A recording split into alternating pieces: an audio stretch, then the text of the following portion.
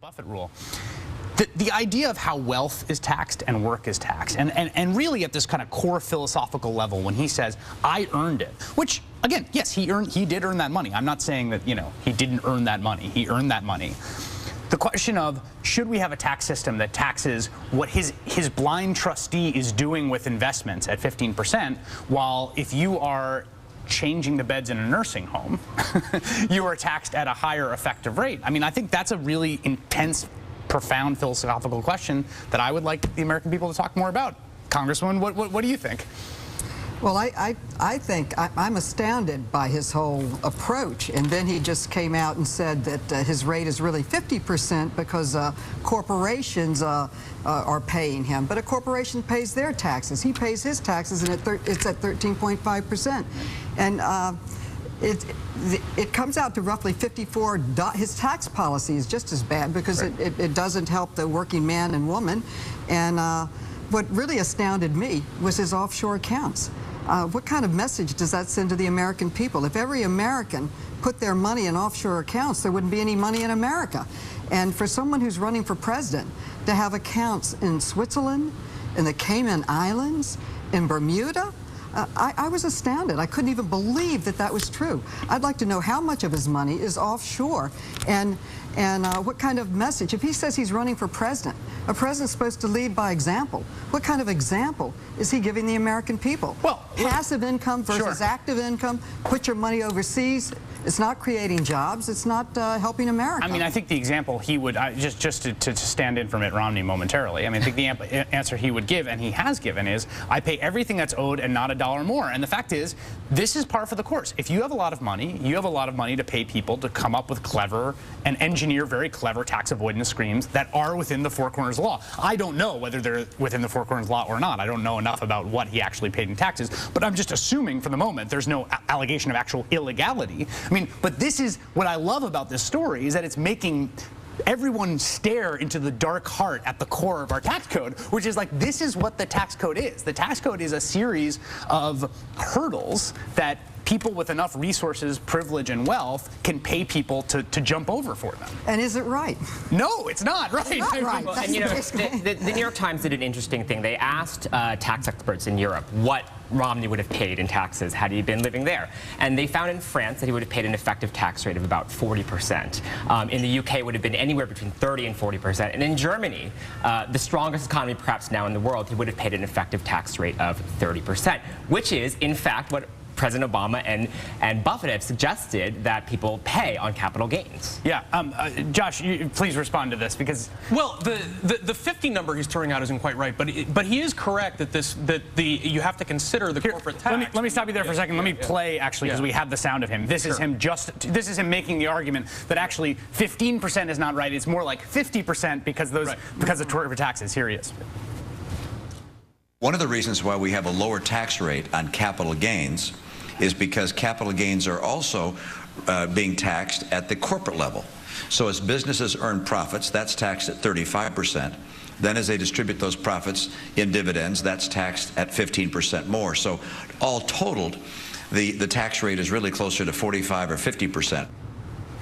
Yeah, so this is fundamentally correct. What you have that happens is you have a corporation that has profits, and those get taxed, and then either they're distributed to shareholders as dividends, and then they're taxed again at the individual level, or they're retained, the stock price goes up, and that becomes a capital gain, and that gets taxed. Now, the effective tax rate on corporations isn't 35%. It's lower than that, so 45 to 50 isn't right, but it makes perfect sense to count these when you're trying to figure out what's the tax burden on the investment activities that Romney's engaging in. Let me bring in David K. Johnston, who was on the show last week, and he's our favorite. He's my favorite tax reporter. I don't know who yours is, but my favorite tax reporter is David K. Johnson. Pulitzer Prize-winning tax reporter, now columnist for Reuters and visiting lecturer at the Syracuse University College of Law, author of a great book called Free Lunch: How the Wealthiest Americans Enrich Themselves at Government Expense and Stick You with the Bill. David, I want you to respond to what Mitt Romney first said and what Josh Barro just said, because I think this is going to be the argument that, and the Wall Street Journal editorial page made it as well, that the 15, don't pay attention to the 15% because there's double taxation embedded in the tax code, and actually he's paying a much higher rate.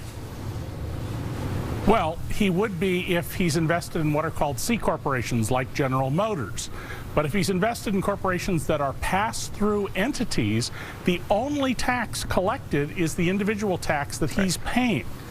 And that's a very important issue. If you can organize your business like the Koch brothers have many of their businesses as limited liability companies or as partnerships, then the only tax paid is the individual tax. And I would hope Mr. Romney would release to us information on the total tax actually paid on the investments flowing to him. And by the way, next Tuesday, Chris, if you want to do another show, my column at Reuters.com will have more you haven't heard yet about the Romney taxes. Oh, that is a great tease for a tax. That is the best tease for a tax column in the history of television. I'm going to go out on a limb and say, this equity question is the context for this whole discussion we're having. Here is the president. Gave the State of the Union, obviously, this week. He's talked about the Buffett rule. The Buffett rule essentially is an addition to the tax code that would make it so that people earning $1 million in income wouldn't pay an effective rate below 30%, right? So obviously, this is based on a famous Warren Buffett line about how he pays a lower effective rate than his secretary. His secretary was, in fact, a guest of the First Lady at the State of the Union. The president then went out, essentially on the campaign trail, I would say, this week and sort of hammered home this message. And here he is making the case. When it comes to paying our fair share, I believe we should follow the Buffett rule. If you make more than $1 million a year, and I hope a lot of you do after you graduate, then you should pay a tax rate of at least 30%. On the other hand, if you decide to go into a less lucrative profession, if you decide to become a teacher, and we need teachers,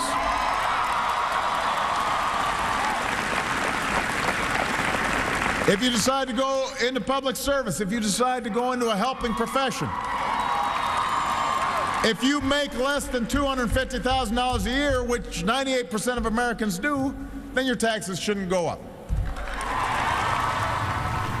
Heather, what do you think about the politics of the Buffett rule and it as actual substantive policy? Yeah, I think that on the question, the president's right to get to a question of values and equity and fairness, because that's what really resonates with people. People, you know, Josh and I can go back and forth, and David K. Johnson can go back and forth about what we're actually incentivizing and et cetera. But it's a question of values. Do we value work in this country, or do we value wealth? Which, you know, you can say he earned it, but when you say earned, that means something different. You really, when you're thinking of earning, he deserved it, he merited, he worked for it in a way which is very strange when you think he's sitting right now. He is not working for Bain in any way, shape, or form, and hasn't been for years.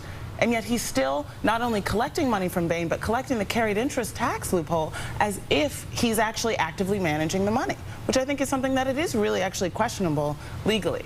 But fundamentally, it's a question of values, and I think as long as the president stays at that level, it's going to be very hard for, you know, double taxation and capital gains to come back and really stick with the American people. Ultimately, we're going to have to, I mean, the interesting thing, right, is the transition from this question of values to actual legislation and what that would look like, and I think that's where all these questions start to arise. David K. Johnson, I want you to stick around. We're going to take a break, talk more about taxes and fairness after this.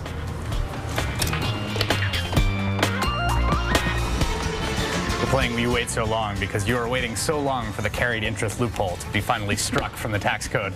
Congresswoman, I want to talk to you about how you transfer a conversation about equity in the tax code, which is the debate that has emerged around Mitt Romney's taxes and the Buffett rule and the president is pursuing, into the actual tax code, and that to me seems the problem. I mean, our tax rates, our capital gains have gone down over time. Our top marginal rate has gone down. Percentage of GDP paid in corporate taxes is at a 50 or 60-year low. So the actual policy that's happening is the tax burden of the wealthiest Americans has been shrinking at the same time that every single poll robustly shows over and over and over again people support higher taxes on the wealthy. And when you deal with a loophole like the carried interest loophole, which allows investment managers at hedge funds and private equity to basically declare, you know, their income is capital gains and pay 15%.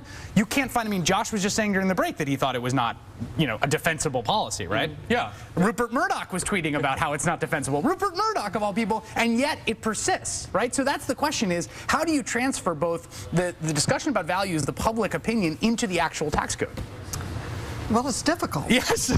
It took the New York delegation 7 years to pass the 9/11 Health and Compensation Act, that we should take care of the people who took care of us. I have great respect for anything that can pass the United States Congress and get what I call that fragile flower of consensus. But in tax policy, we have passed numerous times closing loopholes, such as the carried interest, and it dies in the Senate. The president spoke, we had a retreat this past weekend, and he spoke about we should change our tax code so that we have incentives to bring jobs back to America and erase the incentives to outsource and send jobs overseas. That's common sense. Why are we giving corporations a tax break to send American jobs overseas? But we pass it in the House, and it fails in the Senate. Why does it fail in the Senate? Well, you need to get the votes. And here we live in a democracy, and you need to get 60 votes. Now, we should just go back to a majority of votes in the Senate. But even one of the fights that are before Congress right now is the payroll tax cut that would give working families roughly $1,500 a year. This is significant to working men and women. And candidate Romney called this a Band-Aid. He's opposed to Band-Aid approaches. Well, what is he for? He's for all these loopholes that are benefiting him. He's for suppurating wounds, I think. Well, I guess that's it. But it's something we keep working on. Right now, we're trying to extend the payroll tax cut for a year. It is a huge fight. And unemployment insurance for those who have lost their job through no fault of their own. For every job, there's 6 people who can fill it. And we need to, this money also is a stimulus. It goes right back into the economy and the doctor's fix. We're trying to pass that now and having tremendous difficulty. Josh, you want to respond? I find this conversation in the broader context to be a little bit funny, because I'm here on this progressive show and we're talking, what we're discussing. I don't know why you would say that. I'm right down the middle. Play it right down the middle. And one concern with tax policy is obviously distributional effects. Yes. Who should pay more. Yep. But the purpose of taxation is to finance government programs so the government can do useful things. Yes. And so you have the president giving this speech and talking about also how to punish people like Mitt Romney. But continue. Okay.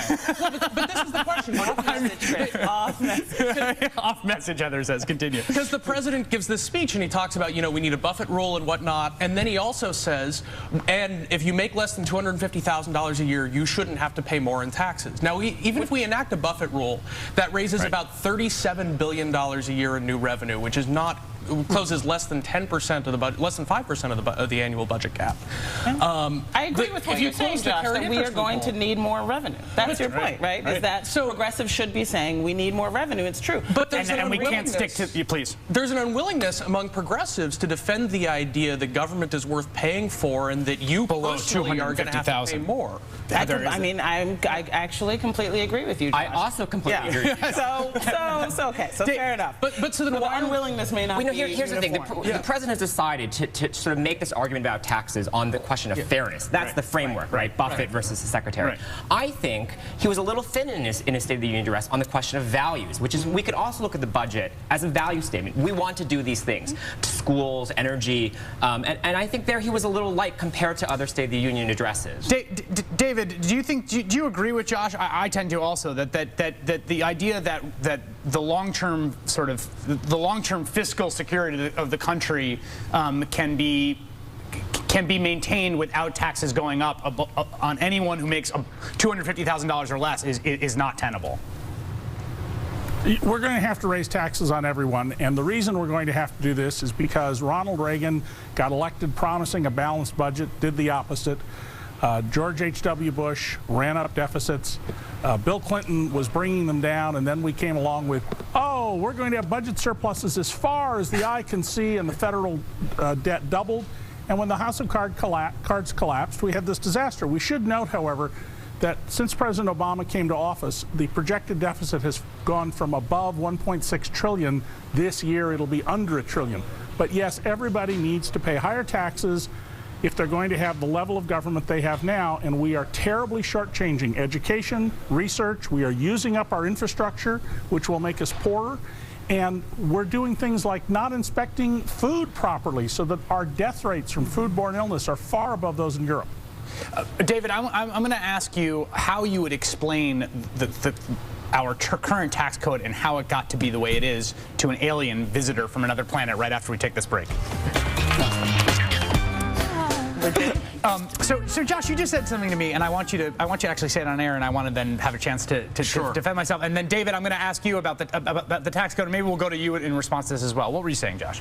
I'm sorry, which thing that I was saying? You were saying you basically said, why are we, if you agree that taxes are going to have to go up on everyone, then why are you spending the first 2 blocks of your show on your progressive program talking about this fairness question? Right, and I think the president has spent the first 3 years of his administration having this conversation where essentially he's saying to people, the government will do more for you, and don't worry, somebody else will pay for it. And now you can make the tax code somewhat more progressive, but to pay for all the things the government does today, let alone new programs, you're going to need new tax money from everybody.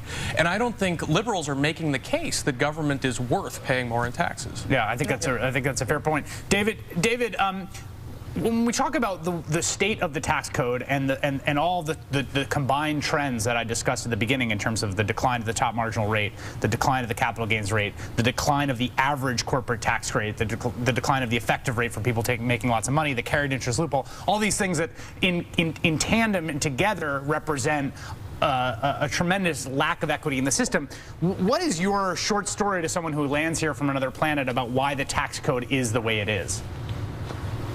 Well, I actually give a lecture where I imagine I'm a cosmic journalist visiting Earth, and my first report back about economics is that it's very clear that what people love more than anything is taxes, because it's about 40% of the world economy. They must love taxes if it's such a large share. But in those countries that have the highest and most rigorous tax systems, they have the most civilization, the least violence, the fewest divorces, the best adjusted societies. In the United States, however, the dominant country economically, they have this curious policy where they tell people that people at the top pay this heavy tax burden when in fact the system actually redistributes upward to the very, very super wealthy. And why do people not see this? Because the class that we're all in of prosperous people are very heavily taxed, and it's hard for us to imagine that people way above us pay very small tax, and in some cases no tax at all, because Congress allows it. Why does Congress allow it, though? That is the fundamental question. I disagree with Josh on one point. Please. I disagree with Josh on one point. Please. People who are out of work paid for their benefits.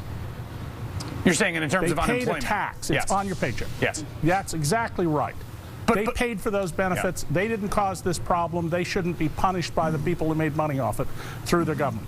Right, and they purchase. And the way that we should be clear, the way that the reason it's called unemployment insurance is because it's insurance. You pay a premium when you're working, and then you collect the benefits when the event happens, as if a fire took your house. But why is it the case that, I mean, why do we have such a hard time?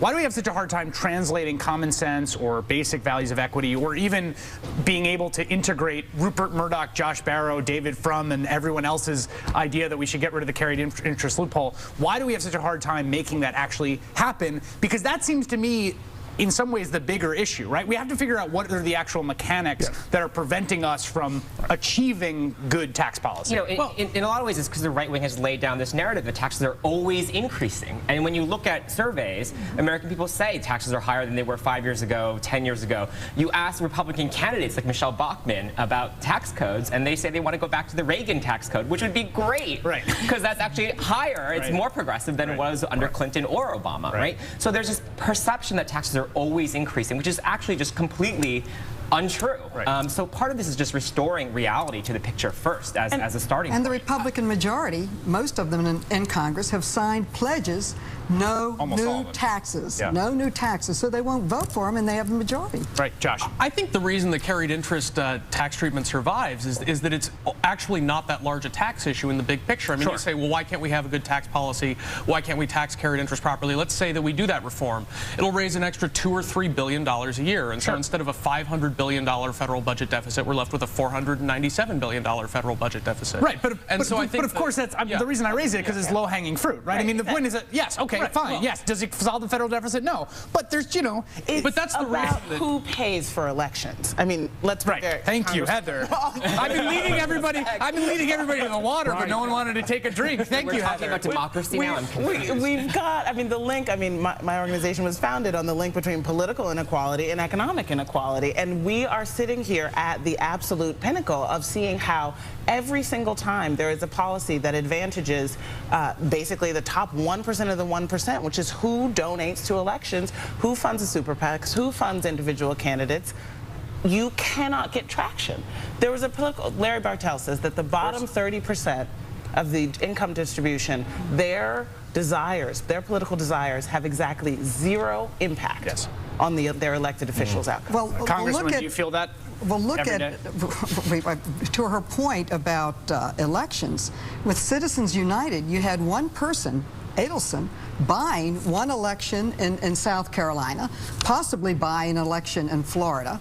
One person donated $5 million to Newt Gingrich. That was he was $1 million in debt, and literally changed that election in South Carolina. His wife has done the same. And this is, if there was ever a constitutional amendment that we should pass, it's one to roll back Citizens United, because it is allowing this few wealthy people to literally buy elections in America. Congresswoman, you teed that up perfectly for me, because we actually are going to talk about exactly that issue later in the show. Pulitzer Prize-winning tax and economics reporter David K. Johnson. Stick around. We're going to come back to you when we start talking about Mr. Sheldon Adelson.